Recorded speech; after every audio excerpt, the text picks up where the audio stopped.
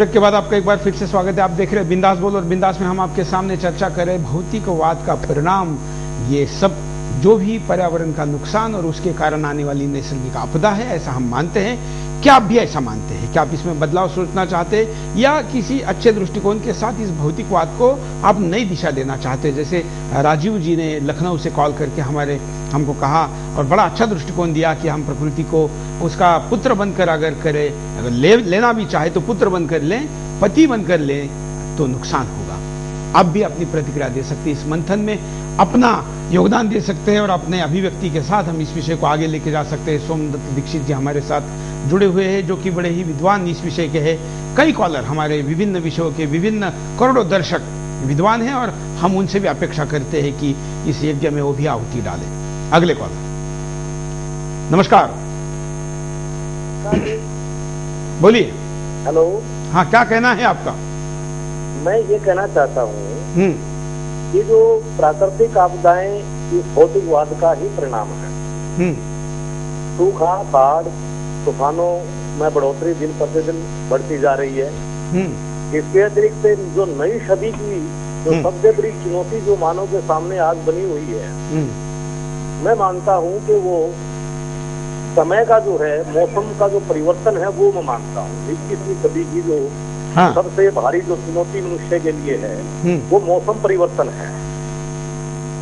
और इस मौसम परिवर्तन का जो ज्यादा है, क्योंकि इसलिए मैं कहना चाहता हूँ इसके बारे में कि 250 साल पहले जो है, ये जो भौतिकवाद युग जो शुरू हुआ हमारा, इससे पहले तो हमारे पास 300 साल पहले तो पृथ्वी के ऊपर जो ग्रह हमारा पृथ्वी है, इसके ऊपर प्रदूषण था ही नहीं। जो ये स्टार्टिंग हुई है सन 1750 में, प्रदूषण प्रकट होना शुरू हुआ। ये विशेषज्ञों की रिपोर्ट भी इस बात की बताती है कि जो ग्रीन हाउस गैसों ने, जिसमें कार्बन डाइऑक्साइड, मीथेन और नाइट्रो ऑक्साइड का केंद्रीकृत मुख्यतः रूप से जीवाश्म ईंधन के उपयोग से कार्बन डाइऑक्साइड बढ़ी है। मीथेन और नाइट्रो ऑक्साइड कृषि के कारण बढ़ी थी। खास तौर पर यह कार्बन डाइऑक्साइड का केंद्रण 1750 में 280 ppm यानी कि प्रति 10 लाख से 2005 में 379 ppm की बढ़ोतरी 6.5 वर्षों में। 180 ppm से 300 ppm की बढ़ोतरी जो है वो बहुत ज्यादा है।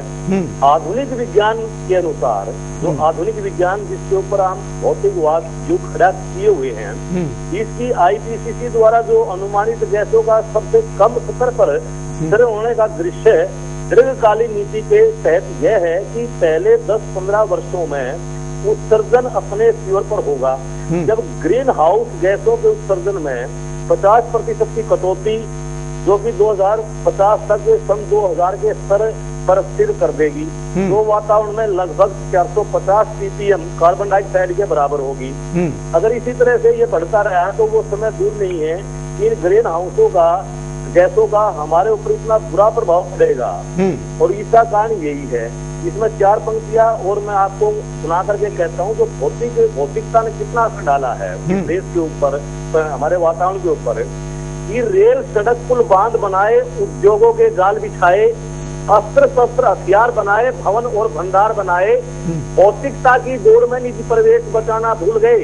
अरे भौतिकता की दौड़ में निज प्रवेश बचाना भूल गए, सब कुछ बना लिया हमने पर देश बनाना भूल गए। धन्यवाद। धन्यवाद। ऐसी कई कॉलर हमारे साथ आज वेटिंग में है, और हम कॉलर को कहेंगे कि बहुत ज्यादा आंकड़े देने के बजाय आप मोटे ऐसी चीजें बताइए जो आम आदमी समझ सकता है, क्योंकि हम टीवी पर हम आदमी के लिए ज्यादातर विषयों को लेकर आते हैं। जो बहुत ज्यादा विद्वान हैं उनके लिए तो सेमिनार होते रहते हैं, इस विषय से अवगत भी है और कुछ करेंगे भी, और ये कार्यक्रम उनके लिए दिशादायक भी साबित होगा, उत्साह प्रेरणा देने लायक भी होगा। लेकिन आम आदमी ने कुछ इस कार्यक्रम से करना है, उस पर हमको ज्यादा जोर देना है। अगले कॉलर, नमस्कार। नमस्कार, मैं अरुण बोलता हूँ महाराष्ट्र से। बोलिए।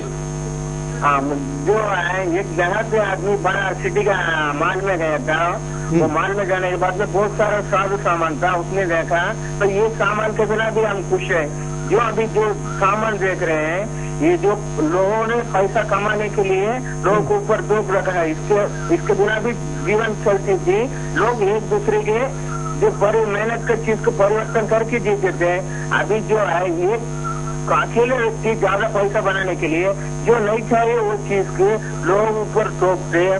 इसी संघर्ष में एक से एक बढ़ने के हिसाब से लोग एक दूसरा हर कोई काम हर कोई चीज बनाते हैं, हर कोई जो काम करते हैं जो इसके हिसाब से जो कंपनियां माल बनाती है ये जो है पर्यावरण को नुकसान पहुंचाती है। बिल्कुल, धन्यवाद। एक और कॉलर से बात करते हैं।